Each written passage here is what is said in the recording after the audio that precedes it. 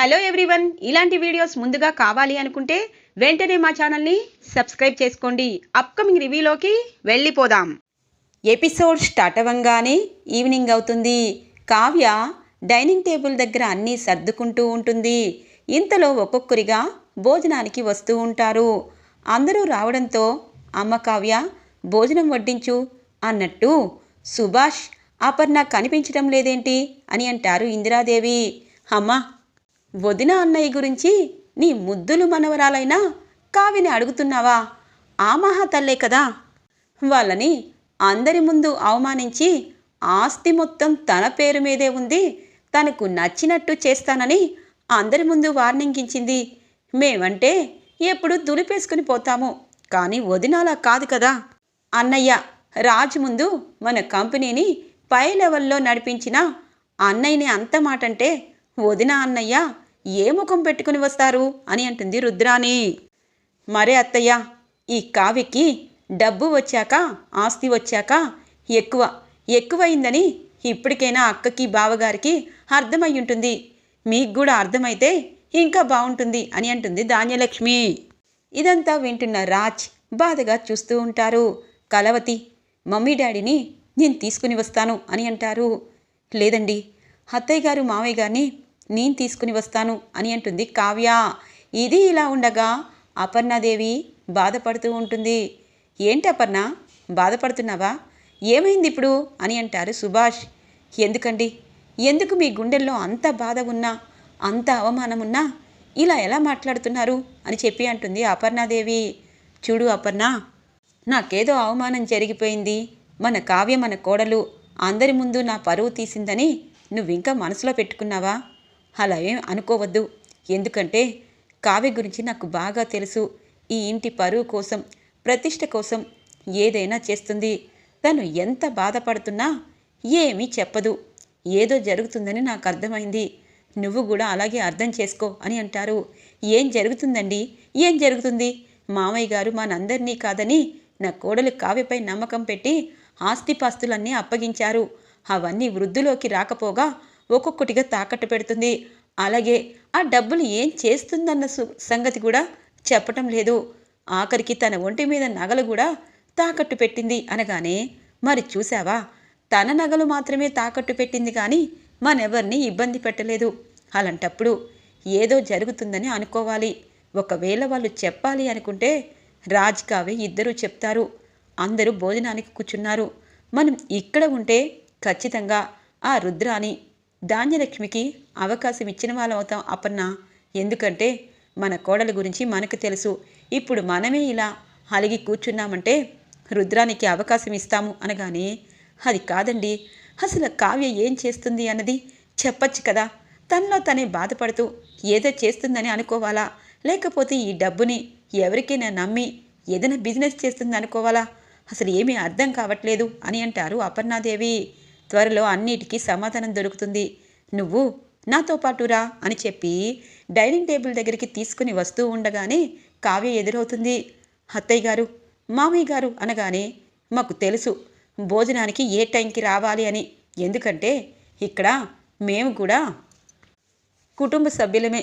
మేము తినకపోతే మీ అందరూ తినేస్తారని మేము ఎలా అనుకుంటాం? పద అని అంటుంది అపర్ణాదేవి. ఇక కావ్య హ్యాపీగా ఊపిరి పీల్చుకుంటూ ఉంటుంది. చూడు ధాన్యలక్ష్మి, ఎన్ని మాటలన్నా దులుపుకొని మా వదిన అన్నయ్య వచ్చేశారు. ఇక నీ ఆస్తిని నువ్వేం కాపాడుకుంటావు? ఈ కావ్య ఈరోజు గెస్ట్ హౌస్ తాకట్టు పెట్టి 10 కోట్లు తీసుకుంది. ఈ ఇంటిని తాకట్టు పెట్టిందనుకో, మనం రోడ్డు మీద ఉండాలి. వాళ్ళంటే సర్దుకుని పోతా ఉన్నారు. ఎంతైనా కోడలు కాబట్టి ఆస్తిలో తమకి వాటా ఇవ్వకుండా ఉంటుందా? ఆ ధీమాతోనే అన్నయ్య వదిన ఉన్నారు. మరి మనం ఈరోజు భోజనం వేస్తే తినాలి, రేపు లేదు అంటే పోవాలి. ఆ పరిస్థితి వచ్చేదాకా నువ్వు తీసుకురావద్దు అనగానే, నేనేం చేయను, ఆయన డైనింగ్ టేబుల్ దగ్గర కూర్చొని ఈ మాటలు అవసరమా? మనిద్దరం ఇప్పటికే గూడుపుటాన్ని చేస్తున్నామని కావ్యకి డౌట్ వచ్చింది. బావగారిని అంత మాట అన్న తను నిన్ను బయటికి వెళ్ళిపోమంటుంది. అప్పుడు బయటికి వెళ్ళి ప్లాన్లు వేసుకోగలుగుతామా? నోరు మూసుకొని భోజనం చెయ్యి అని అంటుంది ధాన్యలక్ష్మి. ఇక భోజనాలు అందరూ భోజనం చేశాక ఎవరి రూమ్లోకి వాళ్ళు వెళ్ళిపోతారు. తెల్లవారుతుంది. అప్పుని రైల్వే స్టేషన్లో డ్రాప్ చేస్తారు కళ్యాణ్. ఇదిగో నువ్వు ఇక్కడ జరిగినవన్నీ నాకు చెప్పకపోయావనుకో అస్సలు బాగోదు అనగానే, చూడప్పు, నువ్వు ఇంకొక 3 నెలలు కఠినమైన ట్రైనింగ్ తర్వాత ఇక్కడ పోలీసుగా వస్తావు. అప్పుడు ఏ సమస్య నేను చెప్పను, నువ్వే చూసుకుంటావు అనగానే, తాతయ్య జాగ్రత్త, అలాగే అక్కని అమ్మని అందరినీ అడిగానని చెప్పు, హలో టైంకి భోజనం చెయ్యి అని చెప్పి అంటుంది అప్పు. సరే అప్పు, నువ్వు కూడా ట్రైనింగ్ తీసుకొని కరెక్ట్ టైంకి అన్నీ చెయ్యాలి అనగానే, అరే బై, మనం చెప్పినా చెప్పకపోయినా వాళ్ళు టైంకి అన్నీ పెట్టేస్తారు, ఎందుకంటే వాళ్ళ వృత్తే అది కాబట్టి. సరే వెళ్తున్నాను. ఆ అనామిక ఈసారి కలిసిందనుకో, నేను పోలీస్ ట్రైనింగ్లో పోలీసుగా వచ్చేదాని ముందుంటాను. ఆ ముచ్చుమొహం దానివి పేరు ఎత్తితేనే నాకు కోపం వస్తుంది. నువ్వు దాని గురించి ఎక్కువగా ఆలోచించి అన్నం తినడం మానేబాకు. సరే వెళ్తాను అని చెప్పి ఇక అప్పు ట్రైన్ ఎక్కేస్తుంది. ఇక అప్పుకి చాలా ప్రేమగా టాటా బై బై చెప్తూ ఉంటారు కళ్యాణ్. ఇది ఇలా ఉండగా అనామిక అలాగే సామంత్ పక్క నవ్వుకుంటూ ఉంటారు. ఇప్పటికైనా నేనంటే ఏంటి అన్నది అర్థమైందా బేబీ అని అంటుంది అనామిక. అర్థమైంది, కానీ ఇప్పుడు ఇంత రిస్క్ తీసుకున్నావు, మనకేంటి లాభం అని అంటారు. అయ్యో, 100 కోట్లకి ముంచిన నందకిషోర్ని చంపేసించాము, అలాంటప్పుడు ఆ 100 కోట్లు ఎవరిపై భారం పడతాయి అని అంటుంది. ఇంకెవరిపై? స్వరాజ్ గ్రూప్ ఆఫ్ ఇండస్ట్రీ ఇప్పుడు కావ్య రాజే కడుతున్నారు కాబట్టి తప్పకుండా వాళ్ళే కట్టాలి. బ్రతుకుంటే ఏదో ఒకలా చేసేవాడు అనగానే, మరి అందుకోసమే కదా వాళ్ళు ఇప్పటికే గెస్ట్ హౌస్ తాకట్టు పెట్టారు, కావ్య ఒంటి మీద నగలు తాకట్టు పెట్టింది, ఇప్పుడు గుడి ఆభరణాలు కూడా ఆర్డర్ చేస్తున్నారు. అంటే ఇప్పుడు ఈ గుడి ఆభరణాలు పూర్తయిపోతే ఇంకో ఆర్డర్ వస్తుంది. ఎలాగో ఒకలాగా ఈ 100 కోట్లని తీర్చేయాలని అనుకుంటుంది. కానీ ఇప్పటికిప్పుడు పీకల మీద వాళ్ళకి ఉన్న డబ్బంతా పోయేటట్టు చెయ్యాలి, వాళ్ళు కిందికి రావాలి అనగానే, సరే ఇవన్నీ చేయడానికి వాళ్ళకి ఓపికన్నా లేకపోయినా నాకు మాత్రం లేదనమిక, ఎందుకంటే స్వరాజ్ గ్రూప్ ఆఫ్ ఇండస్ట్రీ కింద పడాలి అని అంటారు. పడే సమయం వస్తుంది, నువ్వెందుకు బేబీ నా పైన అన్నీ వదిలేసే, నువ్వు ప్రశాంతంగా ఎంజాయ్ చేయి అని అంటుంది అనామిక. నేను ప్రశాంతంగా ఎంజాయ్ చేయాలంటున్నావు, డబ్బు అనేది రావడం కాదు కదా పోతుంది అనగానే, ఇప్పుడు గుడి ఆభరణాలు వాళ్ళు తయారు చేయిస్తున్న ప్లేస్కి వెళ్ళి మార్చేసేసి ఇప్పుడు మళ్ళీ అవి తక్కువ రకంగా ఉన్నట్టు చేసి ఖచ్చితంగా ఈ ఇండస్ట్రీలో వాళ్ళు కనీసం విలువలు లేని ఆభరణాలు చేయిస్తున్నారని చెప్పి అందరి ముందు మీడియాకెక్కాలి. అప్పుడు వాళ్ళకి బిజినెస్ రాదు. అలాగే ఆ 100 కోట్లు అప్పులు తీర్చేలోపు ఇక సగం ఆస్తులు గాల్లోకి కలిసిపోతాయి, అప్పుడు కింద పడతారు, మనదే పై చెయ్యి అని అంటుంది అనామిక. సరే నీ ప్లాన్లు బాగానే ఉంటాయి, కానీ అవి లాస్ట్కి వచ్చేసరికి నాకే పిడిపడుతుంది. చూడనామిక, లాస్ట్ అండ్ ఫైనల్గా చెప్తున్నాను, నిన్ను చిన్నప్పటి నుండి ప్రేమించాను కాబట్టి కళ్యాణ్ని నీకు విడాకులు ఇచ్చేసినా, వాళ్ళందరూ నీ గురించి చెడుగా చెప్పినా నువ్వు నన్ను పైకి తీసుకువెళ్తావన్న హోప్తో, అదే నేను కిందికి వచ్చాను అంటే నా గురించి నీకు కొత్తగా తెలుస్తుంది అని అంటారు. ఏంటి సామంత్ కొత్తగా మాట్లాడుతున్నావు, ఏంటి బెదిరిస్తున్నావా అని అంటుంది. ఎస్, బెదిరిస్తున్నాను. ఎక్కడ పోగొట్టుకున్నది అక్కడే రాబట్టాలని అంటారు కదా, అందుకే నా ప్లాన్లో నేనున్నాను. నువ్వు ఈ ప్లాన్ సక్సెస్ అవ్వకపోతే అప్పుడు ఆ ప్లాను అమలవుతుంది అని చెప్పి అక్కడి నుండి వెళ్ళిపోతారు సామంత్. ఇదేంటి సామంత్ ఇలా మాట్లాడుతున్నాడు అంటే, నేను ఏదైనా నష్టం తెస్తే నా గురించి ఆలోచించకుండా నన్ను రోడ్డు మీదకి వదిలేస్తాడా? అలా ఎలా? ఒకసారి కళ్యాణ్ని ఏదోలా మోసం చేశాను, ఇంకొకసారి కూడా సామంత్ని మోసం చేయకుండా ఉంటానా? సామంత్, రోడ్డు మీదకి నువ్వు వెళ్ళిపోతావు, ఈ కంపెనీ నాదవుతుంది. నువ్వు ఇలాగే నా పేరు జపం చేసుకుంటూ కూర్చుంటావు, పైకి వెళ్తాను అనుకుంటావు, కానీ నిన్ను రోడ్డు మీద వదిలే టైము ఇంకొన్ని రోజులే ఉంది. అటు దుగ్గిరాల ఫ్యామిలీ వీధిలోకి వస్తుంది, నువ్వు రోడ్డు మీదకి వెళ్తావు. ఈ అనామిక ఈ కంపెనీకి ఎండీగా అవుతుంది. అదే నేనంటే నాతో ప్రేమగా ఉన్న వాళ్ళనే నేను ముంచుతానని ఎప్పటికీ అర్థం చేసుకుంటావు సామంత్ అని చెప్పి మనసులో అనుకుంటూ ఉంటుంది అనామిక. ఇది ఇలా ఉండగా స్వప్నకి ఫోన్ చేస్తుంది కనకం. జరిగిందంతా చెప్తుంది స్వప్న. ఏమోనే, కావ్య ఎందుకు ఇలా ఉందో నాకు అర్థం కావటం లేదు, కానీ మీ చెల్లి ఏదో దానికోసం చేస్తుందని నువ్వు అనుకో. ఆ ఇంట్లో తనకి ఎవరు వ్యతిరేకంగా ఉన్నా నీ తోడ పుట్టింది కాబట్టి నువ్వు తనకి సపోర్టుగా ఉండవే స్వప్న అని అంటుంది. నేను అదే చేస్తున్నానే, కానీ ఎందుకు ఇలా కావ్య చేస్తుందో అర్థం కావటం లేదు. ఈసారి ఇంటికొస్తే నువ్వేనా అడుగు అని చెప్పి అంటుంది స్వప్న. సరే సరే, మీ అత్త మీ భర్త ఇద్దరిని కూడా ఒక కంట కనిపెట్టు. వాళ్ళు ఏదో చేస్తున్నారేమో, ఇలా చేయడానికి కారణమేమో అని అంటుంది. వాళ్ళకంత లేదులేమ్మా, సరే నేను ఉంటాను అని చెప్పి ఫోన్ కట్ చేస్తుంది స్వప్న. ఇక రాజ్ కావ్య బాల్కనీలో కూర్చొని ఆలోచిస్తూ ఉంటారు. ఏమైంది కళావతి, ఎందుకు ఆలోచిస్తున్నావు అనగానే, అత్తయ్య మామయ్య భోజనం చేశారు అంటే ఏదో సమస్య వీళ్ళ దగ్గర ఉంది, అది చెప్పలేకపోతున్నారని అర్థమై ఉండొచ్చు. అందుకే వాళ్ళు పెద్దరికాన్ని నిలబెట్టుకున్నారు. మనం ఈ సమస్యని త్వరగా సాల్వ్ చేసి ఇంటి పరిస్థితిని చక్కదిద్దాలి అనగానే, ఏం చేస్తాము, ఆ నందగోపాల్ని పట్టుకున్నా వాడు చచ్చాడు కదా. ఇప్పుడు ఖచ్చితంగా ఈ నెల పోయిన నెల కట్టాము. ఇక తాతయ్య బిల్లు, అలాగే ఇంటి ఖర్చులు, ఇంకా ఆభరణాల గురించి కొంచెం పెండింగ్ వర్క్ ఇవన్నీ ఉన్నాయి అని అంటారు. సరేనండి, అవన్నీ ఆలోచించుకుంటూ మనసు పాడు చేసుకోవద్దు. అయినా నందగో కిషోర్ని నిజంగా పోలీసులు పట్టుకుంటే మనకి లాభం వస్తుంది. అలాగే తను డబ్బులు కడితే మనకి లాభం వస్తుంది. తను చనిపోతే మనకేం లాభం రాదు కదా. మరి అలాంటప్పుడు తను చనిపోతే ఎవరికి లాభం ఉంటుంది అని అంటుంది. అవును కళావతి, కరెక్ట్గానే ఆలోచించావు. తను ఉండడం వల్ల మనకి లాభమే, తను పోవడం వల్ల మనకి నష్టం.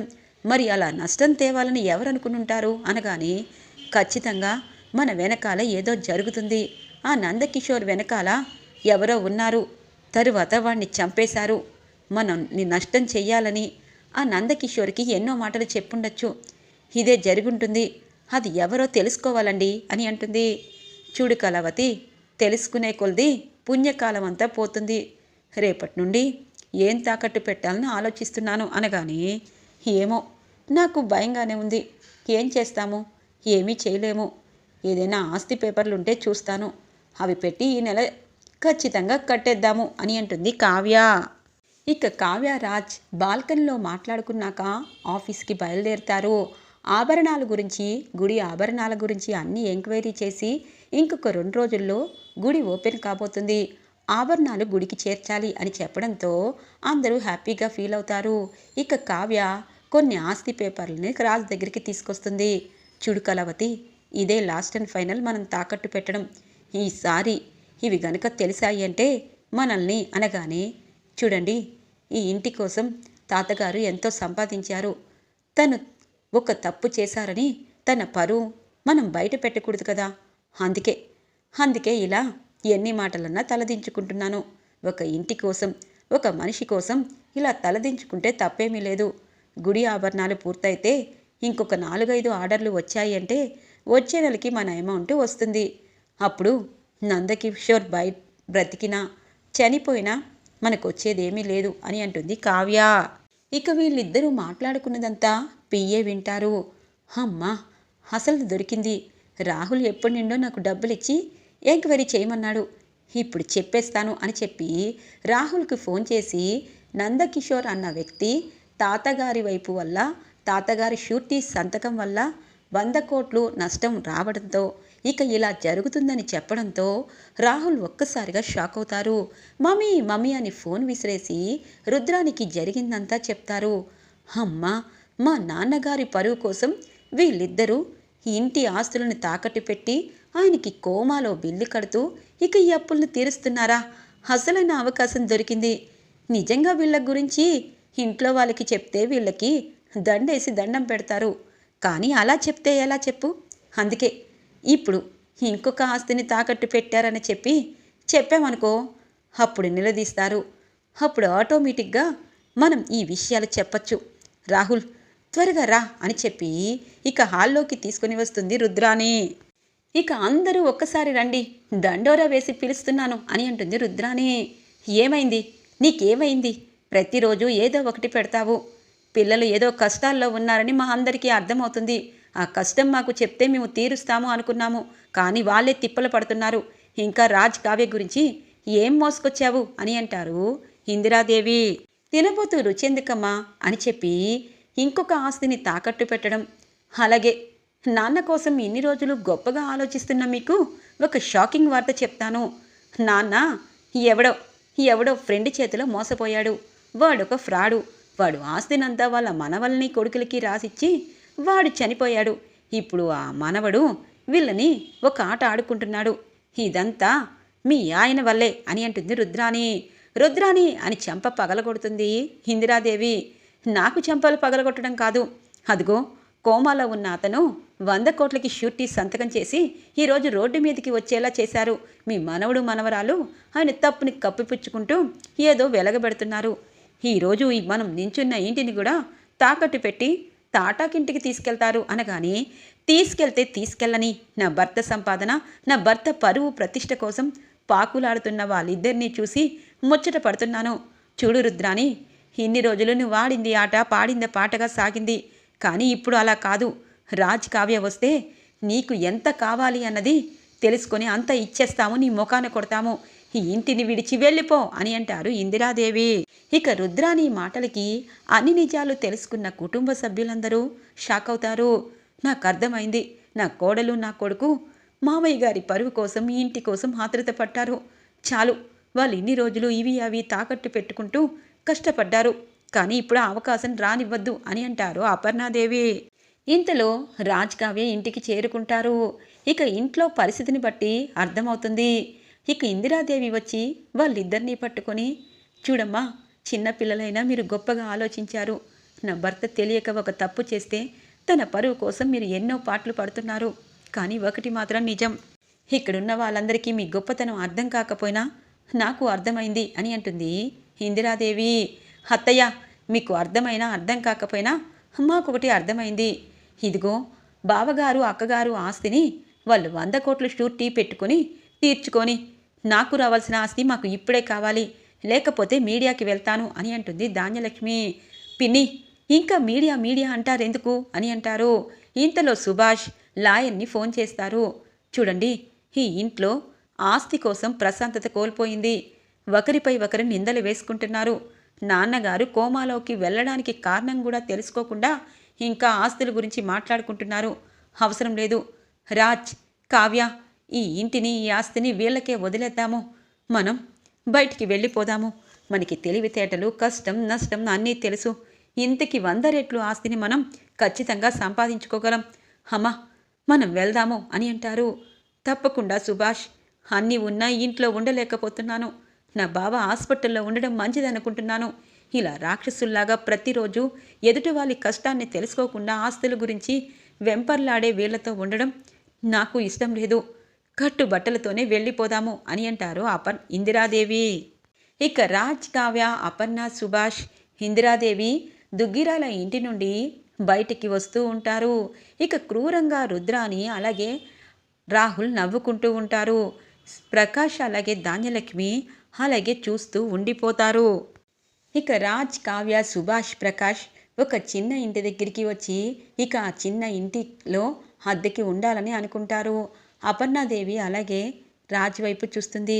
మమ్మీ, ఒకటి మాత్రం నిజం, నువ్వు మహారాణివే. కానీ అనగానే, లేదు లేదు, ప్రశాంతంగా ఉందిరా. అమ్మ కావ్య, మామయ్య గారి పరువు ప్రతిష్టని కాపాడుకున్నా మీరు ఏం చేసినా మేము దానికి తల వంచుతామే తప్పించి బాధపడము. ఏమండి, చూస్తూ ఉంటారేంటి? మనం చిన్నప్పుడు ఒక ఇంటికి వెళ్ళాము కానీ అని అంటుంది.